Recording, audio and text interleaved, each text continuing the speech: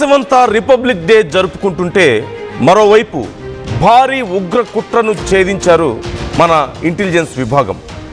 రాజస్థాన్ నాగౌర్ జిల్లాలో భారీగా పేలుడు పదార్థాలను గుర్తించారు. దాదాపు 9,550 కేజీల ammonium nitrate, 9 కార్టన్ల డిటోనేటర్లు, 15 bundles fuse wires, 5 bundles red fuse wire seize చేశారు పోలీసులు. ఓ ఉగ్రవాదిని కూడా ఇప్పటికే అరెస్ట్ చేసినట్లుగా తెలుస్తోంది. ఢిల్లీ ఎర్రకోట పేలుడు ఘటనలో వాడింది కూడా అమ్మోనియం నైట్రేటే. ఈ నేపథ్యంలో అప్పుడు జరిగినటువంటి ఘటనకి ఇప్పుడు ప్లాన్ చేసినటువంటి ఈ ఘటనకు కూడా లింక్స్ ఉన్నట్లుగా అధికారులు భావిస్తున్నారు. ఈ ఘటనలో మొత్తం 13 మంది ప్రాణాలు కోల్పోతే మరో 30 మంది గాయపడ్డాన్ని మనం చూసాం ఢిల్లీలో జరిగినటువంటి ఘటనలో. ఇప్పుడు మరొకసారి భారీ ఉగ్ర కుట్రకు తెరలేపారు ఉగ్రమూకలు. మన ఇంటెలిజెన్స్ విభాగం దాన్ని భగ్నం చేసింది. అయితే మరిన్ని ఉగ్ర కుట్రలు జరిగే అవకాశం ఉంది అంటూ అనుమానిస్తున్నారు. ఇప్పటికే కొన్ని కీలకమైనటువంటి ప్రాంతాల్లో, ముఖ్యమైనటువంటి సిటీస్లో రెడ్ జోన్లుగా ప్రకటించారు. అలర్ట్ చేసి సెన్సిటివ్ జోన్స్ని ప్రకటించి ఇప్పటికే అక్కడ పూర్తి స్థాయిలో సర్చ్ ఆపరేషన్స్ కొనసాగుతున్నాయి. ముఖ్యంగా ఎర్రకోట దగ్గర ఆ పరిసర ప్రాంతాల్లో మరొకసారి ఇంకేదైనా ఈ 26న ఇంకేదైనా ఉగ్రకుట్ర బయటపడే అవకాశం ఉందన్న కోణంలో అధికారులు విచారిస్తున్నట్లుగా తెలుస్తోంది. ఇప్పుడు బయటపడినటువంటి ఈ పేలుడు పదార్థాలన్నీ కూడా ఒక ఫామ్లో బయటపడ్డట్లుగా తెలుస్తోంది. ఈ నేపథ్యంలో ఒక్కసారి మీరు స్క్రీన్లో చూడొచ్చు. పట్టుకున్నటువంటి పేలుడు పదార్థాలు బస్తాల్లో దాచి ఉంచారు. ఎంత భారీ మొత్తంలో ఉన్నాయో ఒక్కసారి మీరు చూడొచ్చు. బ్యాగుల కొద్దీ డిటోనేటర్లు, బస్తాల కొద్దీ పేలుడు పదార్థాలు, మరికొన్ని ఆయుధాలను సైతం స్వాధీనం చేసుకున్నట్లుగా తెలుస్తోంది. దేశవ్యాప్తంగా సెన్సిటివ్ ప్లేసెస్లో హై అలర్ట్ ప్రకటించారు. ఇప్పటికే ఎక్కడికక్కడ సర్చ్ ఆపరేషన్స్ కొనసాగుతున్నాయి. Dog squads, bomb squads search ఆపరేషన్లో నిమగ్నమై ఉన్నాయి. మొత్తం 9 కార్టన్ల detonators, 15 bundles of fuse wires కనుగొన్నట్లుగా తెలుస్తోంది.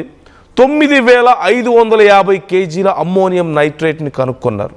అంటే ఈ మొత్తం పదార్థాన్ని కనుక ఉపయోగించగలిగితే కొన్ని లక్షల మంది ప్రాణాలు తీయగలిగినటువంటి పేలుడు పదార్థాలను తయారు చేయొచ్చు.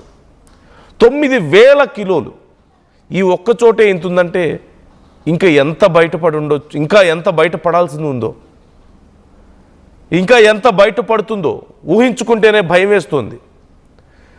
రోజు రోజుకి మన భారతదేశంలో ఉగ్ర కుట్రలు భగ్నం అవుతున్నటువంటి ఉగ్రకుట్రలు, బయటపడుతున్నటువంటి ఉగ్రకుట్రలు మనం ఎన్నో చూస్తున్నాం. ముఖ్యమైనటువంటి రోజుల్లో మరిన్ని బయటపడుతున్నాయి. 100,000 కిలోల పేలుడు పదార్థాలు బయటపడుతున్నాయి. మా ఢిల్లీ ప్రతినిధి నవీన్ మనతో జాయిన్ అవుతున్నారు. మరింత సమాచారం తెలుసుకుందాం.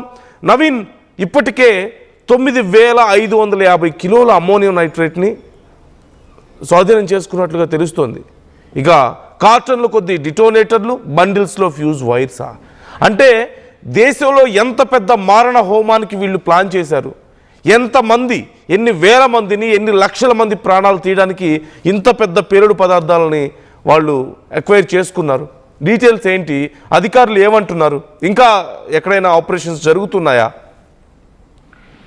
వేసినందు అంటే వీరందరూ కూడా పక్కా ప్లాన్ తోటి భారీ ఎత్తున బ్లాస్ట్ చేసేందుకు కూడా సిద్ధం అవుతున్నట్టు కూడా తెలుస్తుంది. అయితే ఆలోపే పోలీసులు, పంజాబ్ పోలీసులతో పాటు ATS పోలీసులు అప్రమత్తమై వారిని అదుపులో కూడా తీసుకున్నటువంటి పరిస్థితి నెలకొంది. వారి దగ్గర నుంచి పెద్ద ఎత్తున బ్లాస్ట్ సంబంధించినటువంటి ఆ సామాగ్రిని కూడా స్వాధీనం కూడా చేసుకోవడం జరిగింది. ప్రస్తుతానికి వారిని విచారణ కూడా చేపట్టడం జరుగుతుంది. వీరందరూ కూడా 26 జనవరి నాడు పెద్ద ఎత్తున బ్లాస్ట్ కూడా చేపట్టాలి, అనేక ప్రాంతాల్లో సెన్సిటివ్స్ ఉన్నటువంటి ఏరియాస్ లో ఈ విధంగా బ్లాస్ట్ చేపట్టాలని చెప్పేసి కూడా వారు ప్లాన్ చేసినట్టు కూడా తెలుస్తుంది. పోలీసులకు వచ్చినటువంటి ఇంటెలిజెన్స్ సమాచారం నేపథ్యంలోనే వారిని అరెస్ట్ కూడా చేయడం జరిగింది.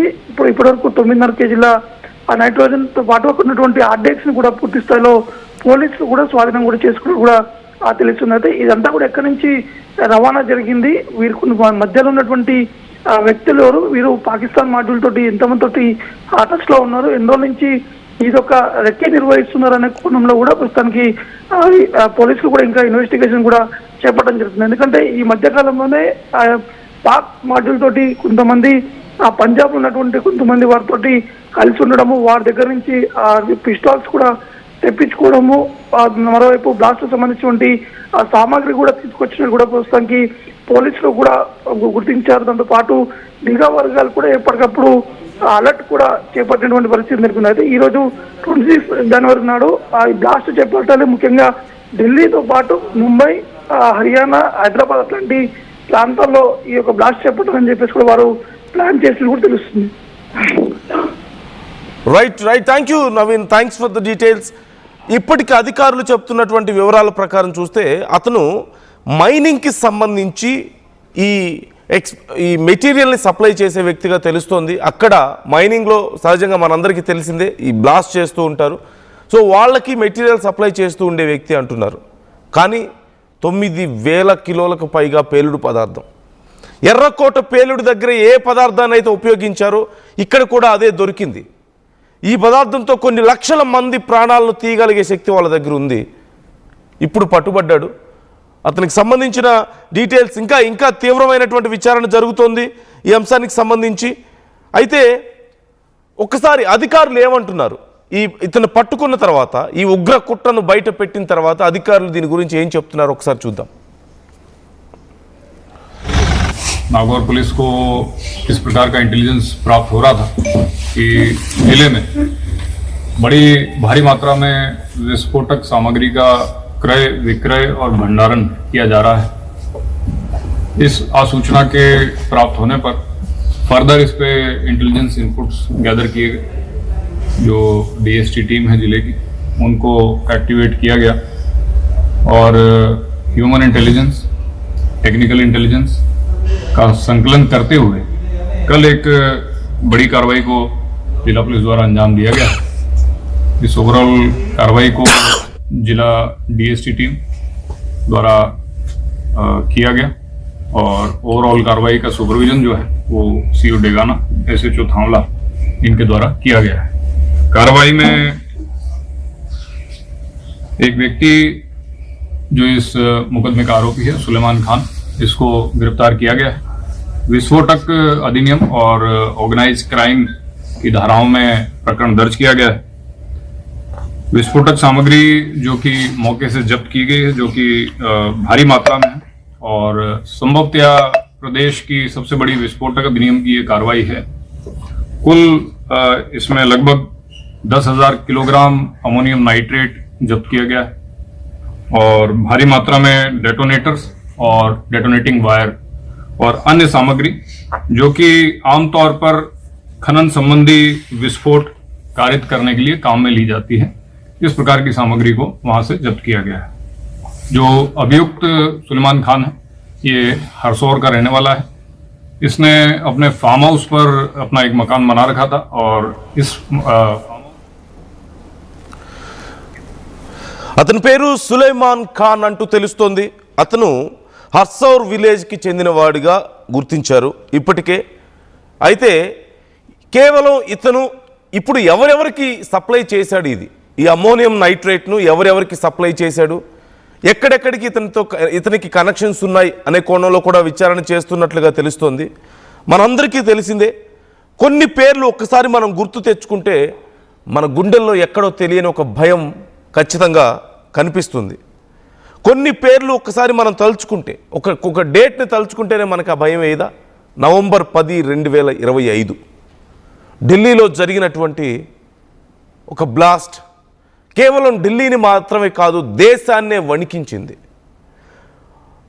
కొంతమంది డాక్టర్స్ గ్రూప్, మన సమాజంలో చాలా గొప్పవాళ్ళుగా కీర్తించబడుతూ మనందరి చేత దండాలు పెట్టించుకునేటువంటి డాక్టర్స్గా ఉన్నటువంటి ఒక గ్రూప్, ఉగ్రవాదుల గ్రూప్ ఎంత పెద్ద మారణ హోమానికి ప్లాన్ చేశారో మనకు తెలిసిందే.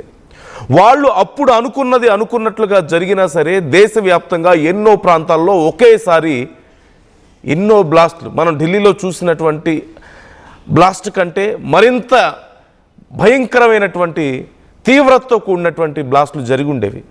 కొన్ని వేల మంది ప్రాణాలు ఒకేసారి